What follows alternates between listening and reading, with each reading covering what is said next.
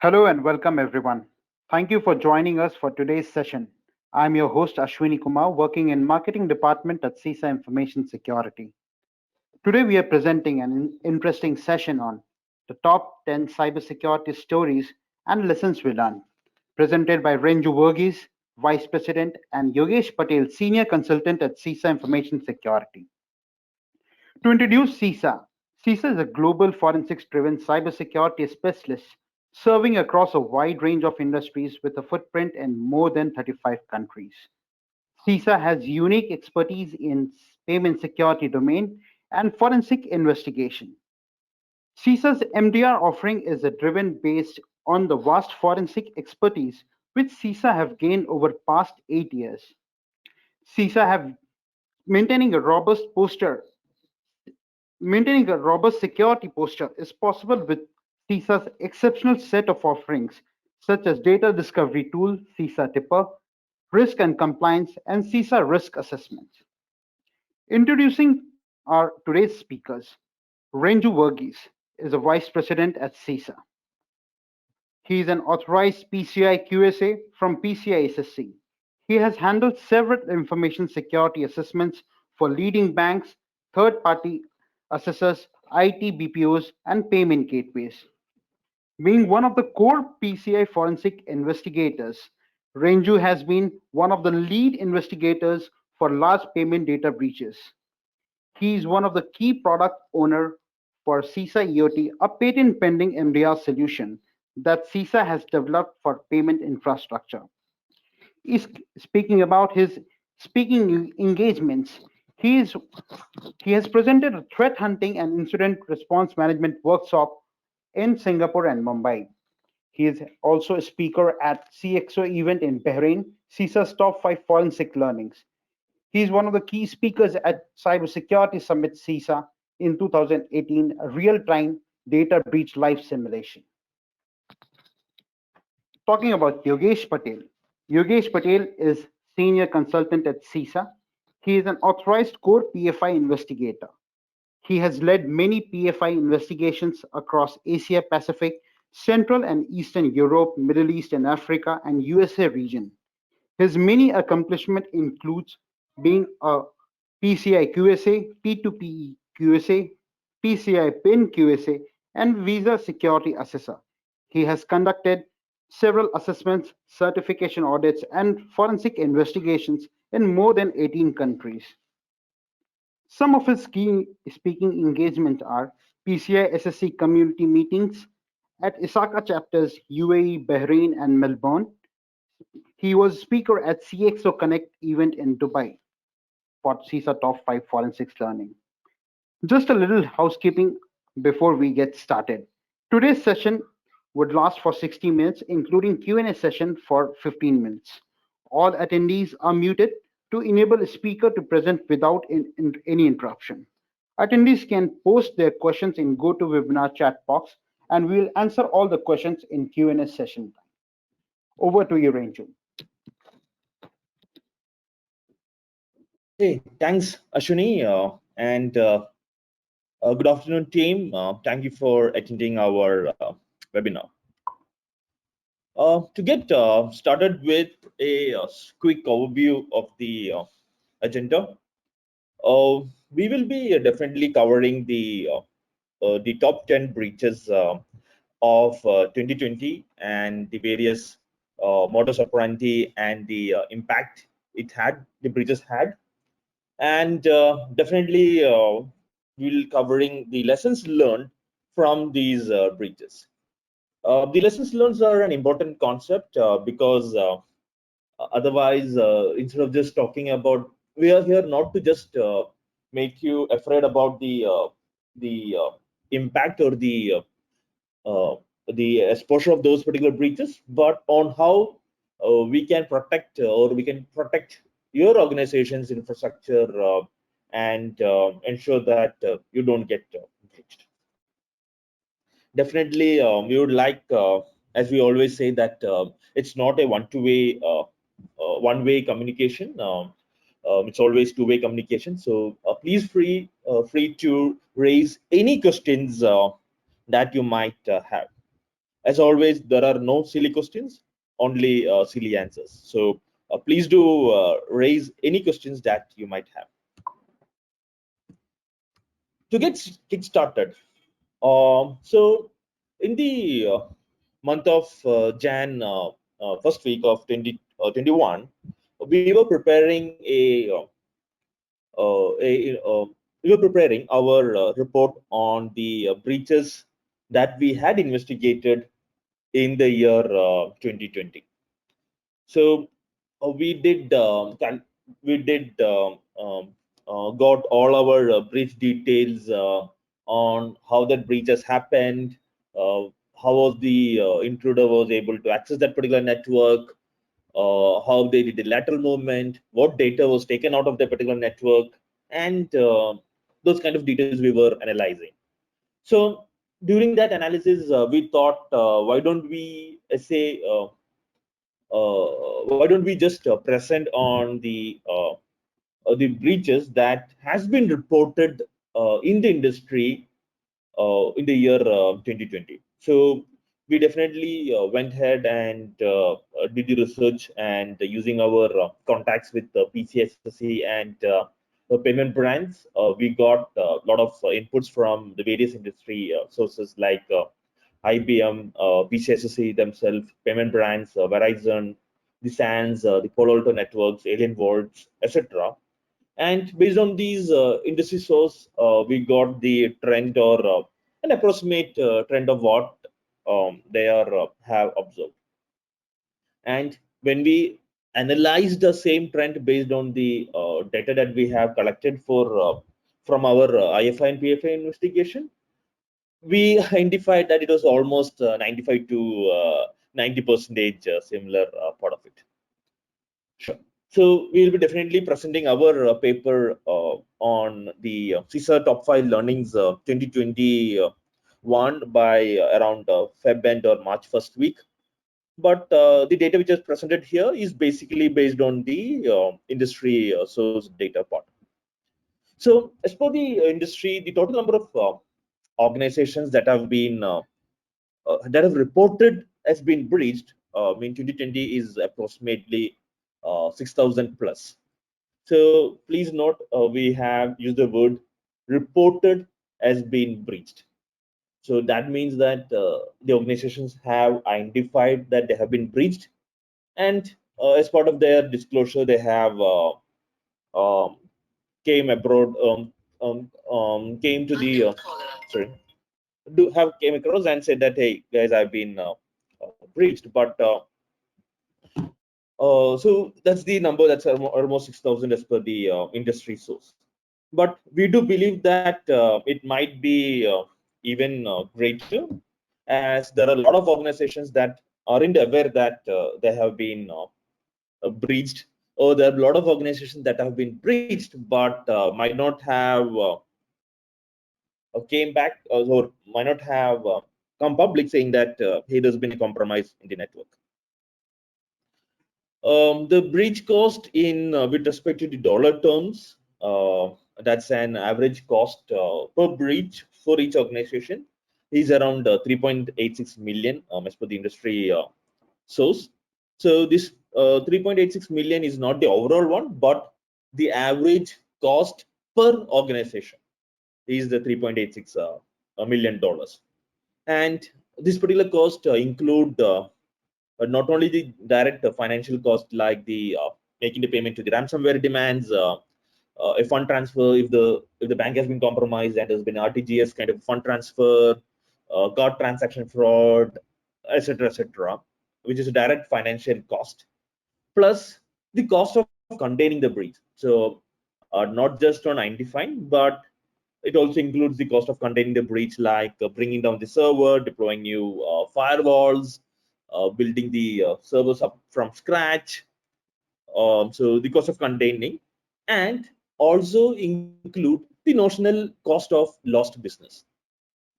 I'm sure that after the SolarWinds breach has been become public, the SolarWinds share fell more than 20 to 25% in within 2 days time frame, which means that the trust which SolarWinds had built across had been deteriorated, and definitely is going to impact their business part of it. So definitely the cost not only include the direct financial cost and containment cost, but the cost of lost business as well. The most worrying part in the trend that we are observed is the average dwell time. So you'll be asking me what is an average dwell time? The average dwell time is basically the time uh, taken for taken from when the intruder has breached your network till the time where the breach has been detected and contained. So I'm using the word not only detected but contained as well. That means if there has been a say ingress onto say one network today, then the average dwell time taken by that particular organizations to detect and contain that particular security breach is around 280 days. One of the most worrying factor that we are observing is that the average dwell time was around 97 days last year. So in 2019, the average dwell time, the industry average dwell time that was observed was around 97 days. But in just 2020, that has tripled, that has increased or tripled to around 280 days. A lot of team. So when we discussed, a lot of the team members suggested that it might be due to the pandemic, with a lot of team members working from home, a lot of IT team not being able to monitor, etc., etc. So that might be linked to this increase in the dwell time.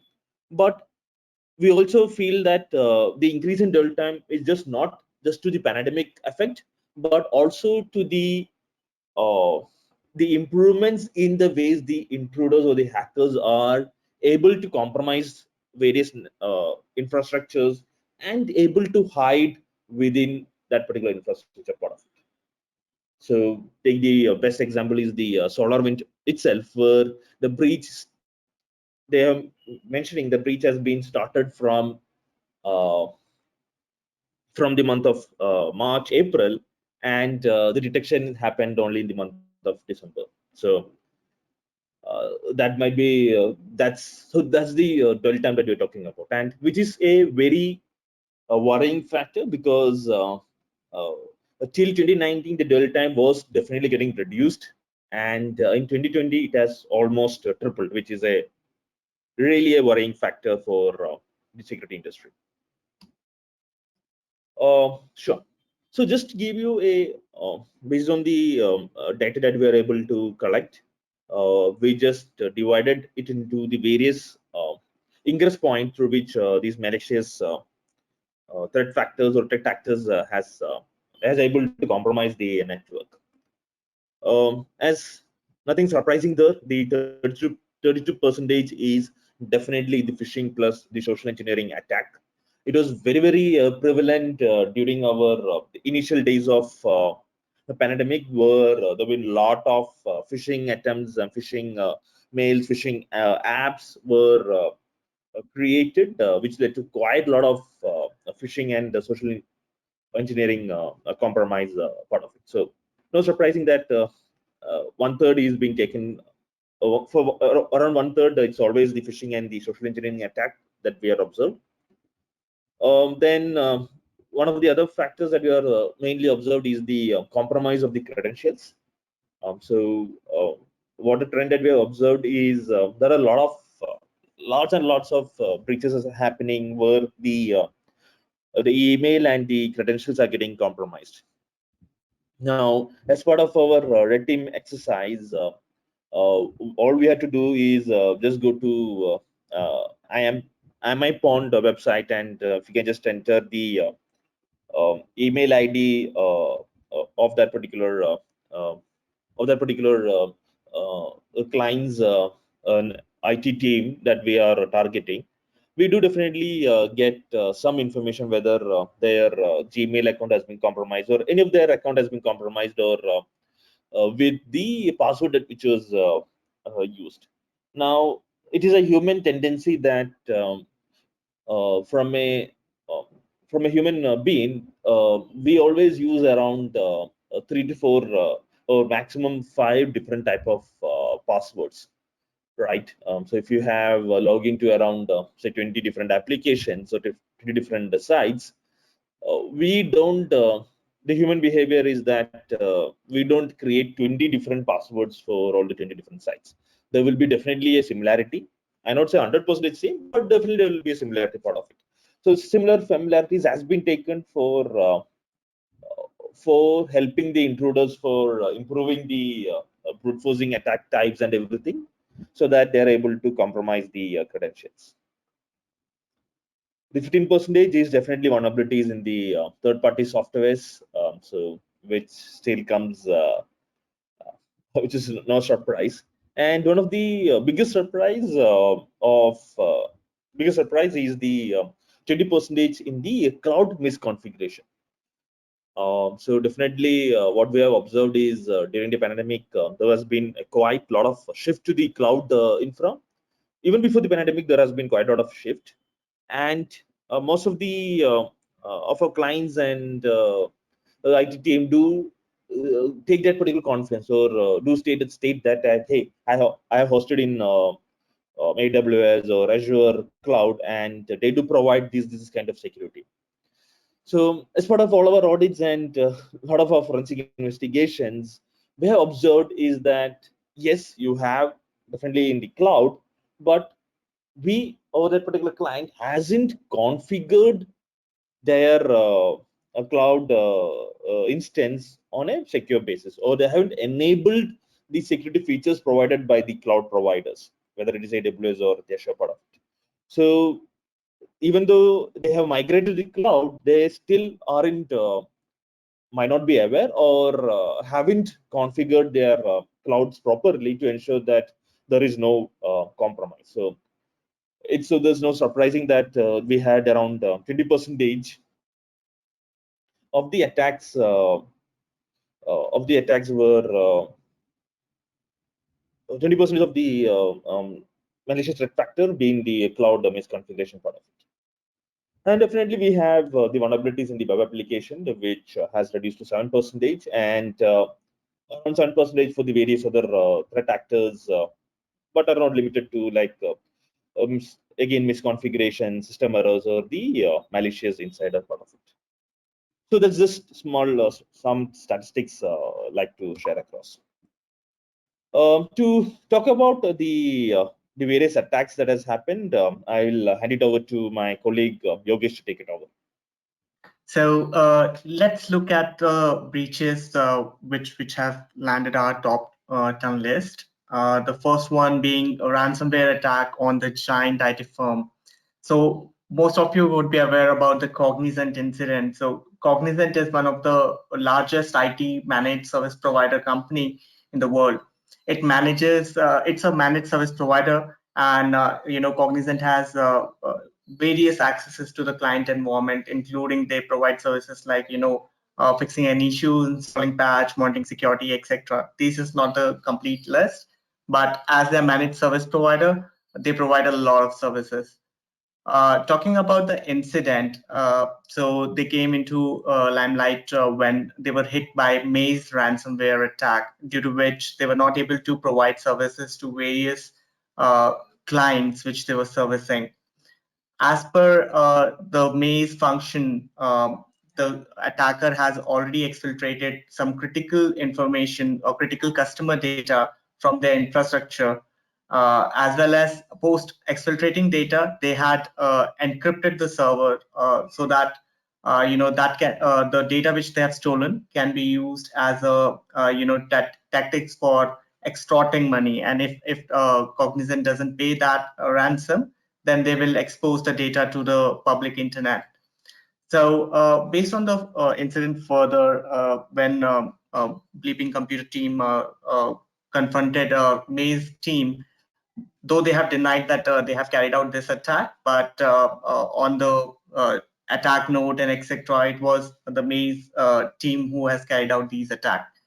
So talking about the impact of this incident, the various sensitive information like SSN number, tax ID, financial information, driver's license, passport detail, etc. of clients was stolen. Apart from this, the personal information of the corporate credit card, which was being used by Cognizant themselves, was also impacted. Now, when we look at this attack, if we consider the ingress point on how Cognizant got infected, that was not exactly listed out anywhere in any of the sources. However, these were used as the ingress point for their customers' environment. Cognizant has also shared multiple IOCs with their customers to ensure that they are safe. Looking at the next breach, which is the breach related to cloud database management vendor. The entity was BlackBroad, who is a cloud computing provider for social good communities like non-profit organizations, corporation, education institution, healthcare organization, etc. The incident in this particular incident, the attacker took over control of companies, that is, BlackBroad's server itself, and using their account, they were able to, compromise the servers which are hosted for these all clients, which were hosted on their platform. This included the healthcare sectors, universities, non-profit organization, etc. When we talk about the impact of this incident, around 6 million individuals had posted to the Department of Health and Human Services and HIPAA breach reporting tool, and around 10 lawsuits seeking class action status have been filed against the Broadcom. So when we look at the what can be the ingress point, how this entity got breached, etc. So again, this was not disclosed by BlackBroad. However, based on the information stolen, the ingress point for their client can be the phishing emails, because it included all their personal data. Talking about the next breach, which was of a web hosting provider. It was related to GoDaddy. It is the world's largest domain registrar and web hosting company that provides services to roughly 19 million customers around the world. So when we talk about the incident, GoDaddy has just reported that the unauthorized individual were able to gain access to SSH hosting accounts, SSH accounts of the customers, and using which they could actually, the unauthorized user, or say the intruder, would be able to access the environment of client, which was hosted in GoDaddy. However, the GoDaddy has not reported like what was the vulnerability exploited, etc. But a few security researchers have found that the vulnerable SSH version was being used in GoDaddy, which was later upgraded at that time. However, this information was not confirmed by GoDaddy.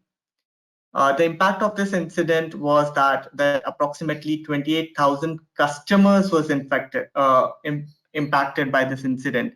When we say 28,000 customers, that means that many environment was compromised, and using which how much what services they was providing, and what modification was done. These all has to be evaluated. In the breach notification, GoDaddy though has mentioned that they have not identified any unauthorized modification. As per the breach notification, it appears that the intruder had access to the environment for approximately 6 months till the incident was contained. So it's unlikely that for 6 months intruder was just sitting idle and not performing anything when he has complete access to the environment.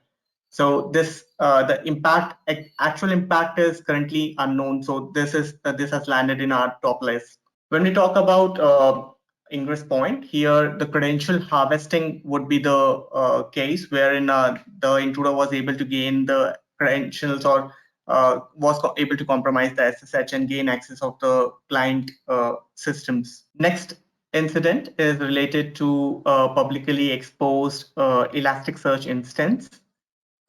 Recently, we have seen a lot of attacks going on the Elasticsearch. Many servers of Elasticsearch was exposed, and the indices was also deleted. But in this particular scenario, this incident is about KeepNet Labs, which is an anti-phishing and cybersecurity awareness platform that aims to prevent the security breaches and data losses. They provide threat intel regarding, compromised user credentials, etc., so that the users can, if their email address or anything pops up in compromised databases, then they can go ahead and take necessary action. However, regarding this incident, actually, the KeepNet Labs was carrying out scheduled maintenance of their database server, and because because of firewall, the maintenance activity was taking a bit longer. It was delaying the activity, so they temporarily disabled the firewall for approximately 10 minutes to speed up the process.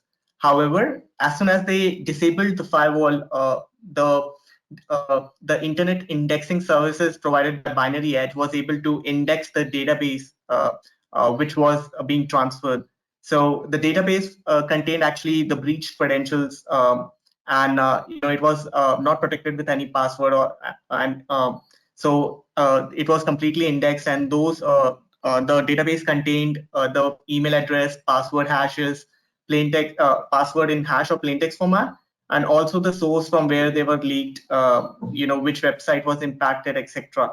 So that contained the data of Adobe, Twitter, LinkedIn, etc. So approximately that database contained around 5 billion email addresses and passwords, which were identified in previous breaches. So when we talk about the ingress point here, the ingress point was misconfiguration, bringing down the firewall, which has actually caused this incident. And also, when we talk about the database, which was just behind the firewall, it was unprotected. Next is regarding the user account compromise. When we talk about the breach entity, it's Marriott International. Marriott has been breached several times in past years. This time it was attacked by attacker by gaining access to the application that hotel and franchisee operates. So attacker were able to gain the access of 2 employee credentials working at franchisee, and they were able to query the data and extract the data by using these credentials.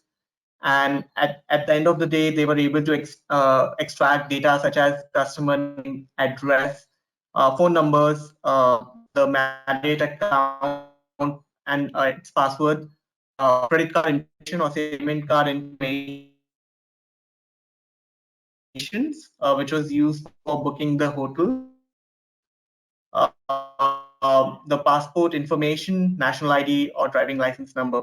So when we talk about the ingress point here, the main cause of this incident was the credential compromise of the employee. Talking about the next attack, that is ransomware on GPS-based technology firm.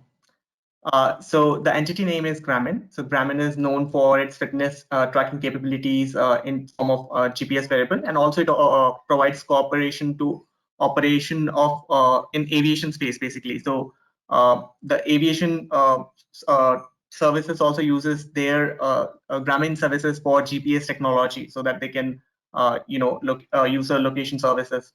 So the criminals were able to, or say cybercriminals were able to perform a ransomware attack and encrypt the company's internal system and shut down the critical services such as Garmin Connect, Fly Garmin, etc.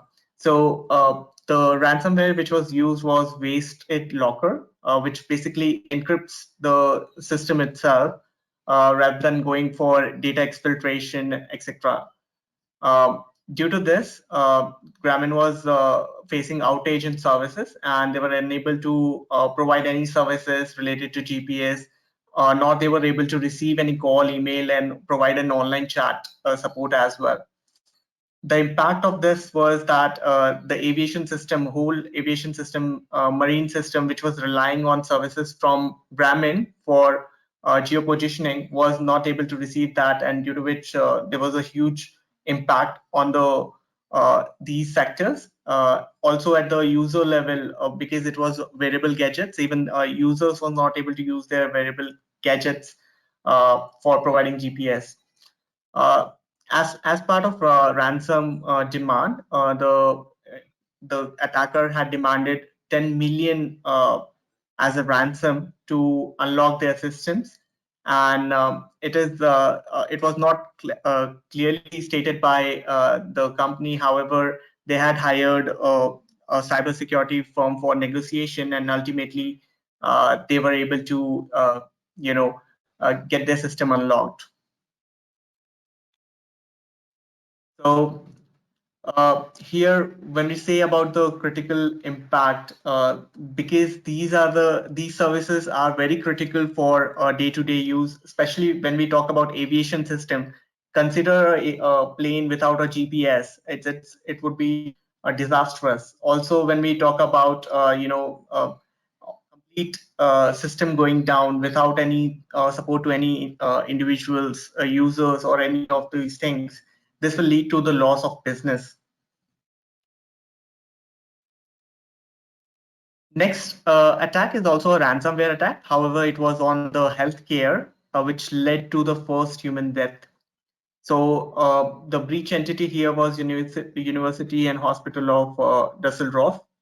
The attacker had exploited application vulnerability of Citrix ADC and performed an arbitrary code execution vulnerability. The CVID of that was 2019-19781.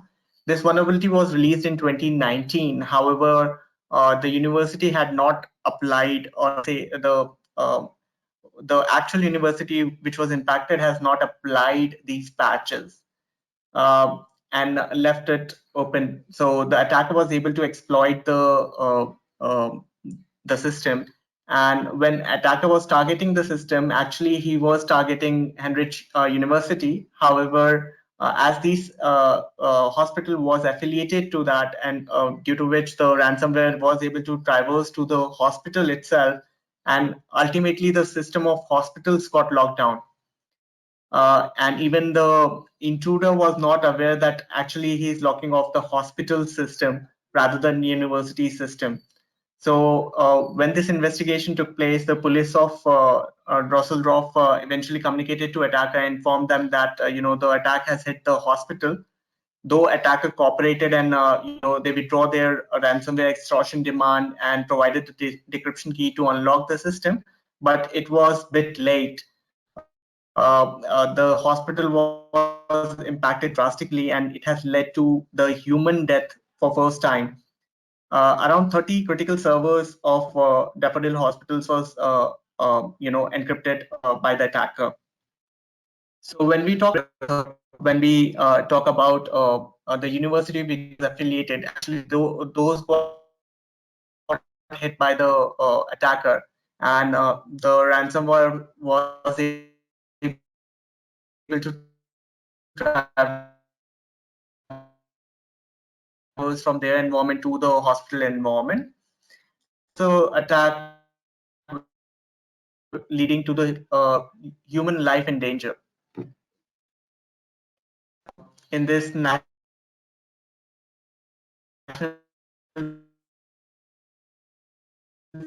fusion center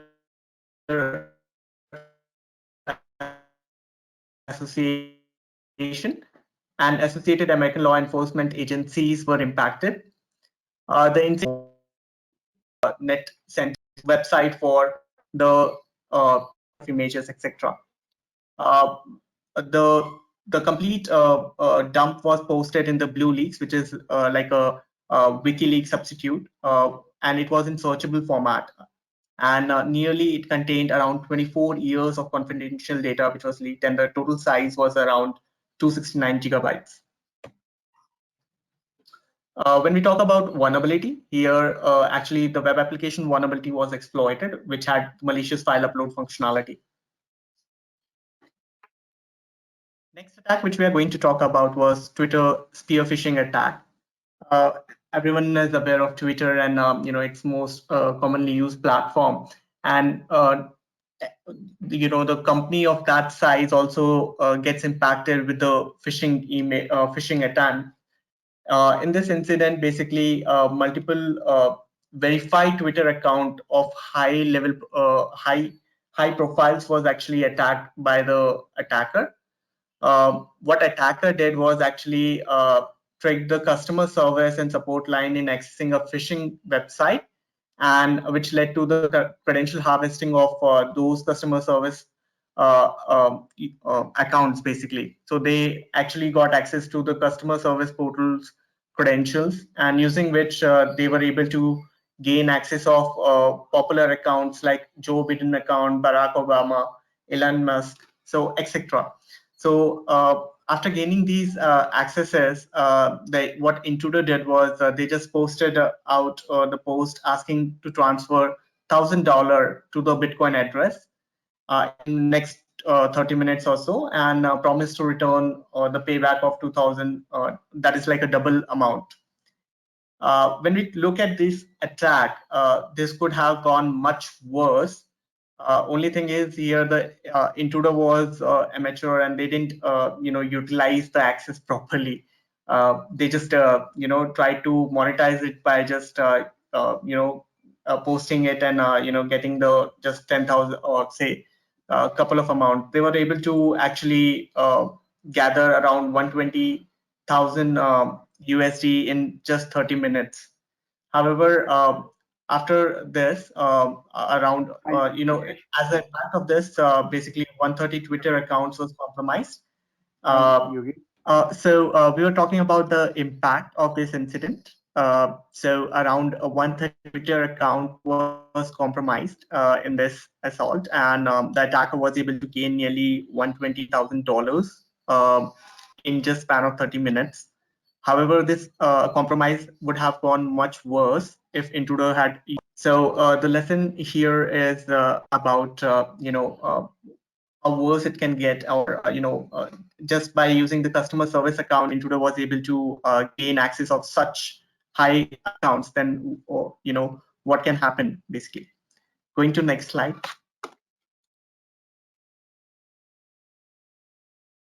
So here the ingress point was basically the social engineering attack. Next is the supply chain attack, which is the biggest attack of this decade. The breach entity is SolarWinds, a well-known company for providing security solutions. On the incident, when we talk about the incident first, on 8 December, basically FireEye has notified regarding unauthorized access to their red teaming tools. So basically FireEye got compromised first on their investigation on their environment, like how did FireEye got compromised. They discovered that their environment was compromised using a supply chain attack using the Trojanized SolarWinds Orion business software update.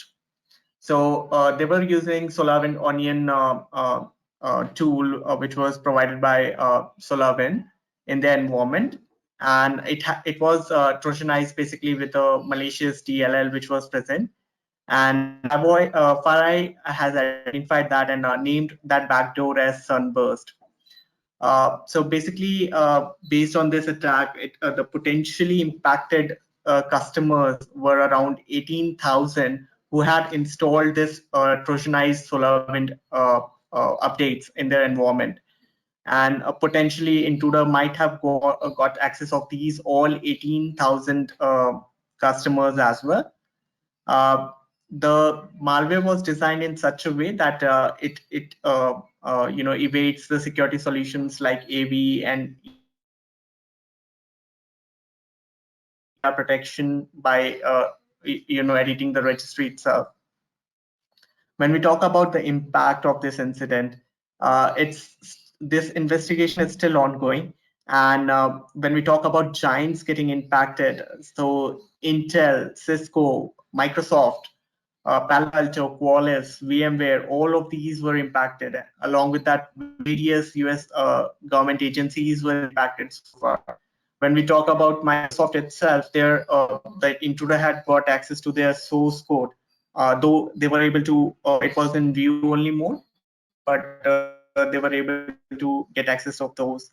When we talk about the other companies as well, there are many companies listed here, and the investigation is still ongoing. The companies has not identified yet what what was the actual impact in their environment, what intruder was able to carry out in their environment as of now. It could be your third-party vendor here, because it is a supply chain attack. So the ingress point was basically SolarWinds Onion Trojanized update, using which the intruder was able to gain the initial and access performance. And we are talking here about 18,000 potential customers, and so till it is identified that activity was carried out on these, and whether they were further used to carry out another level of supply chain, it's still not clear. Just imagine the world where there is a supply chain attack using Microsoft or say VMware, which are widely used across the world. So therefore, we have termed this as the biggest attack of the decade. The impact should last till end of 2022. That is our expectation as of now.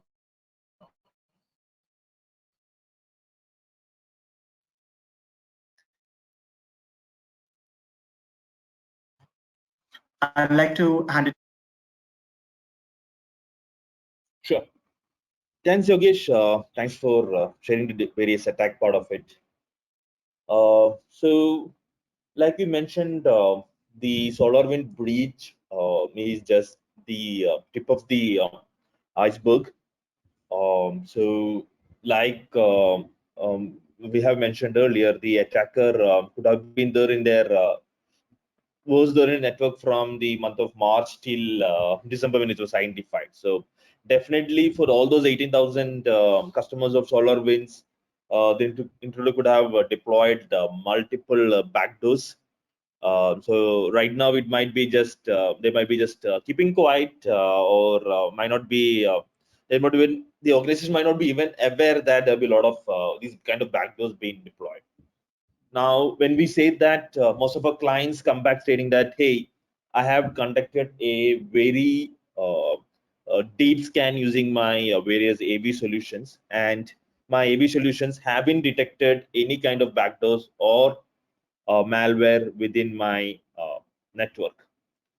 But as we clearly seen in the SolarWinds or the Sunburst malware, these latest or new malwares are have a capability of effectively evading from the existing set of EDR solutions and AV solutions. So even if you get a clean AV scan report, it doesn't mean that your system is secure. There might be a chance that it can be a compromised network as well. So coming from these set of breaches, what's been the lessons that we have learned? So it's again on our top 5 lessons of 2020. Still remains the same. The first one is an intelligent monitoring. Now, FireEye had that intelligent monitoring in place, and they were able to detect these attack. While some of the other big giants, even they had a lot of the sophisticated security solutions, they may not been able to detect that their environment has been compromised. The second one is definitely is a diligent access management. Where we need to ensure that whether it is our vendors or whether it is franchisees or even with your team, you have a proper access management configured. And most importantly, the access is being secured with a multi-factor authentication. We cannot emphasize the importance of this multi-factor authentication, but if you because all the investigations that we have carried out and other stuff, if they had a multi-factor authentication, then we could have prevented the attacker from accessing some of the critical servers of our clients. The third one is definitely the frequent patching, because it's not going to go away.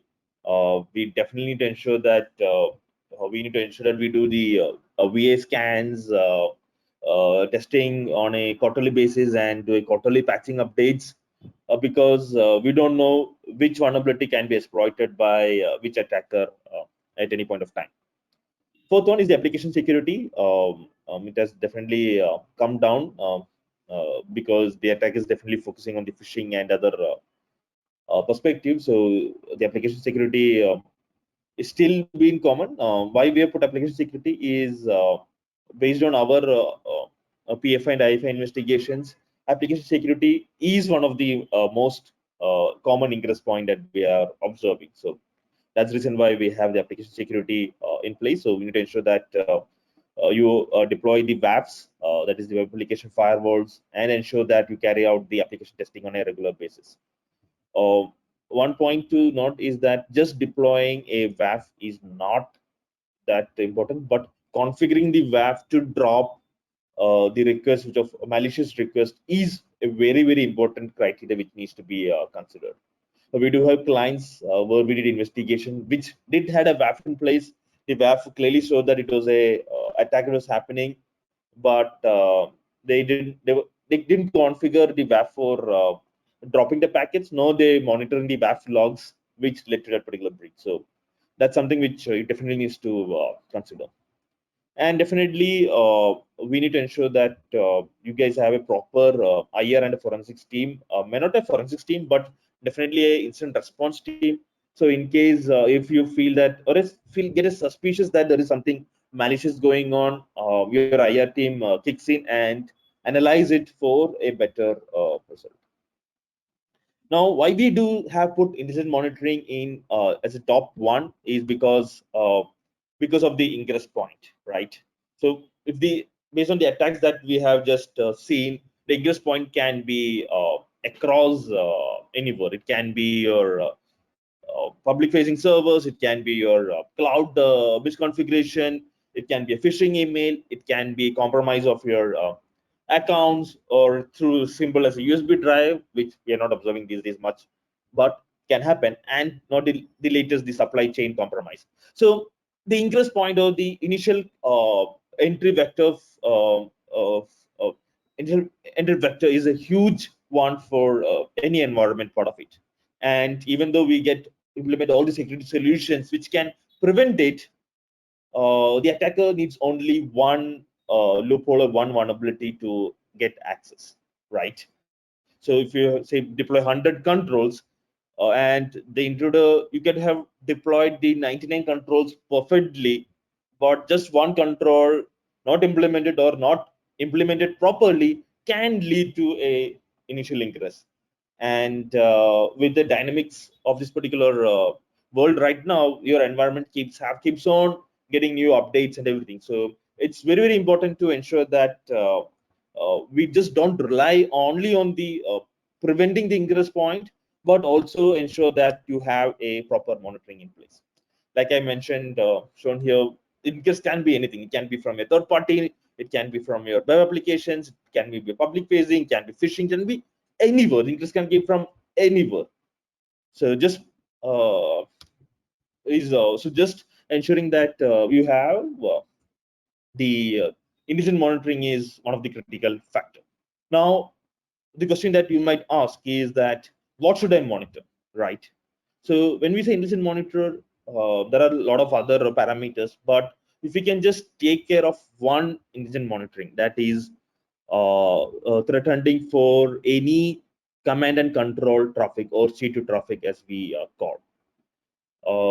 Why this C2? So why is command and control? So in all the attacks that we have seen, right, whether it's ransomware or any other attacks, the attacker definitely has created a particular backdoor. Why they have created a backdoor? They created backdoor so that they can able to do a lateral movement within the environment, identify which of the system is critical servers, and then go ahead and encrypt or take the data out of it. They definitely not just put a malware which just spread itself uh, uh, thick and fast, but they definitely have need spend time to analyze that particular network, identify those critical servers, and that's the reason why the dwell time is around say 280 days, because the attacker from the initial compromise doesn't go to their end objective immediately. They identify which is critical for that particular organization and then go for their end objective. And for that, they need to create a persistent communication to their command and control server, so they will be able to meet their objective part of it. So from our intelligent monitoring or threatening activity, one of the most important critical factor you have to take is to ensure that you're able to identify the command and control traffic. It can definitely identify based on your external IP address communication, the port that has been used, the byte which has been transferred out, with the threat intel to identify its blacklisted IP, with the threat intel to identify, to do reverse engineering, identify which domain it belongs to, which geo it belongs to. We can definitely able to analyze quite a lot. So this one hunting activity, if all the organizations are able to focus completely, then we can be rest assured that even though we may not be able to prevent a particular ingress point, we will be able to dictate it much faster and not take around 280 days or even say 90 days to identify the same. We'll be able to detect it maybe in a days or 2 days time frame. In all our investigation that we have carried out in the past 9 years, one thing that we have observed is that the attacker doesn't meet their end objective within that initial 1 hour, or within 48 hours of that initial compromise. The earliest of meeting the end objective that you observed is around 5 days. So if you're able to detect an attack within the first 24 or 48 hours and able to take containment measures, you can say that, hey, we have a good security measure in place, because you cannot stop an ingress. All you can do is that able to identify that your environment has been breached. So one of the other important factor that we have observed is most of the organizations do have implemented quite a lot of very good security solutions in place, which do identify the same, but they are not monitoring or doing a live analysis for the same. I'll give you a typical example right now. So what we are seeing is basically is based on our tool, where we do have our ML called DNS DML. We're able to identify whether there is a malicious domain communication that is happening or not. So we just said that, hey, based on a ML score of say 39, we said that this can be malicious part of it. But if you see, we do have a lot of around 180 plus pages. That's, we have around 1,000 domains that we need to analyze.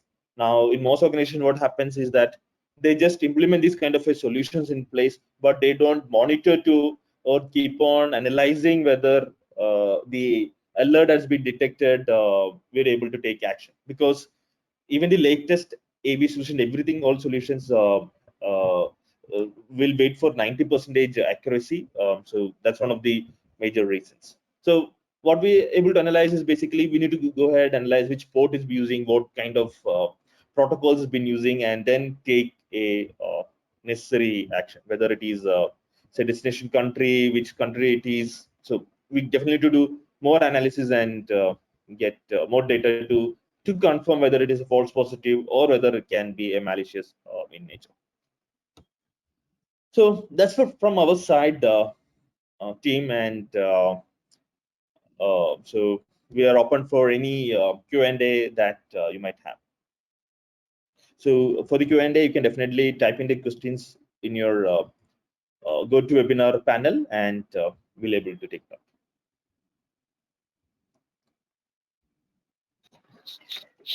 Thanks, Renjo and Yogesh, for this wonderful session.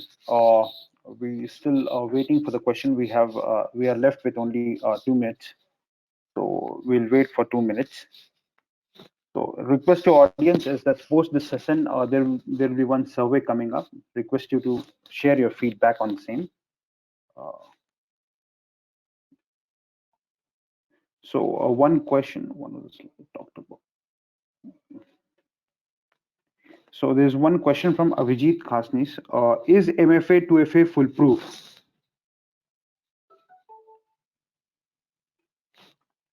A very good question.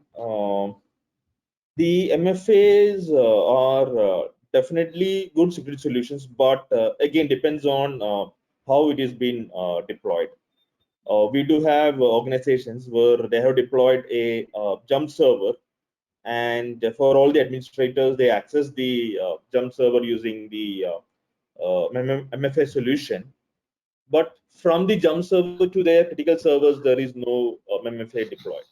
Now, from the attacker perspective, if they're able to gain access to their one of their servers, then from their server to server communication, they have not deployed a MFA. Only from a user segment to jump server, they deployed an MFA solution in place. So, which in effect, they meet the compliance requirement of having an MFA, but from a security perspective, they haven't deployed it properly. So what we recommend is that if you're able to implement this MFA for server to server communication, then definitely it's a definitely very good security solution. And till now, we haven't come across any scenarios or any investigations where the MFA has been compromised. So I cannot say no for completely, but definitely it's a security solutions till now. Just to add what to what Renju said, so we have seen certain environment where red team and other team were able to compromise MFA by say gaining those access from by tricking the users basically. So again, user play a very critical role as well in that. They are the weakest chain. So if user themselves provide their MFA factor, then nothing can stop. No security solution is like a complete foolproof kind of thing. So security wise, it's very good. And we need to also ensure that your users are well aware and they are trained on the security as well.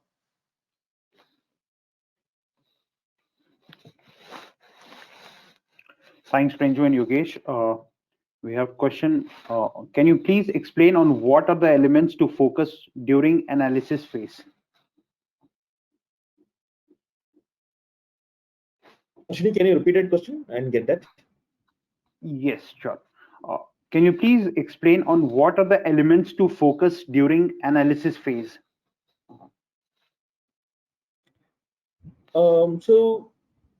I'm assuming that you're talking about analyzing the domain, because if you're talking about an IR analysis and everything, there are multiple areas to focus upon.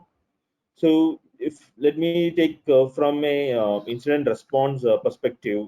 So in case of incident response, and if you feel that this particular system has been compromised, the first area that we would definitely use is we definitely have a we get the IR output. So there are a lot of IR tools which are there in the market. You can get the IR output, which basically gives the entire it is nothing but gives an entire dump of your system RAM memory in much readable format. And in that one, what's the most important one is your netstat result. Netstat basically gives you the result of the various communication that might have happened from that particular system.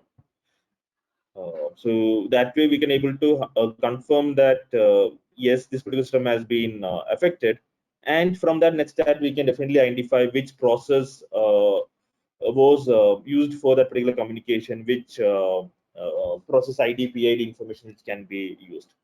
If we're talking about the monitoring perspective, then for identifying the C2 communication, the one of the critical factors which you need to use is definitely use your firewall logs. When I say firewall, I'm talking about the firewall traffic logs or the net flow, which basically gives you details like the source IP, destination IP, the port which has been used, the bytes sent and bytes transferred part of it. So using those set of informations, we'll be able to analyze these C2 kind of a communication. So we have one question. What is the percentage of human role in security breach? So if you're talking about from the intruder perspective, definitely the intruder do have a lot of the initial scanning items and everything which they do consider. And but if it talks about that after the initial compromise, the lateral movement and end objective, then the role of the intruder or the human intervention is very, very high based on our analysis and based on our teaming activities that we carry it out. And if you take from the security perspective of your organization, then definitely the human role plays a very, very crucial role, because irrespective of which good security solutions you deploy, you can able to automate say 70 to 80% of it, but you can't automate the last 20%. So the principle of 20 to 20 80-20 definitely plays a very critical role, because you can definitely automate quite a lot of say mundane activities, but the final 10-20% you can definitely cannot automate, and you need the human intelligence for the same. Thanks, Renju. Let's take one last question since the time is up. Does the information of IP on which the server is being hosted is enough for analyzing all the possible threats and analyze all possible attack vectors?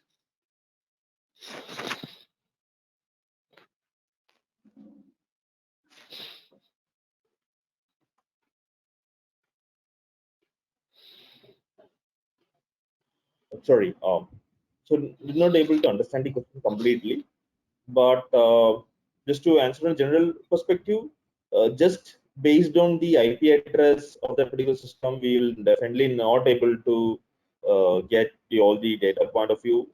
We definitely need more data for the analysis perspective part of it. So just having the IP address will not provide us or won't able to give us that much info. So when we do the analysis, we do quite a lot of details like the log enrichment and stuff were not just based on the host name, but not just based on the host name of the server or the host IP address of that particular server, but we give more details like what that particular server is used for, what is the criticality aspect for that particular server. So we'll do quite a lot of log enrichment when we do the analysis to gather more data pointers and able to come out with a proper investigation for the same, whether it is for our investigation for the same. Sure. So with that, I think it's time up. It's already 10 minutes overdue. Please do follow us on our social media. Part of it, we are available in LinkedIn, Facebook, Twitter, and YouTube. Part of it. If you have any further queries, please feel reach out to LinkedIn, and Ashwini or the team will definitely able to take your questions and able to reach out to us and give a proper answer for the same. So request if you have any further queries, please do raise it there. And you can also email to me, Ashwini, or Yogesh, and we'll also be able to take it up the email as well. So with that, thank you for attending our webinar. Stay safe, and thank you, team. Thanks. Bye.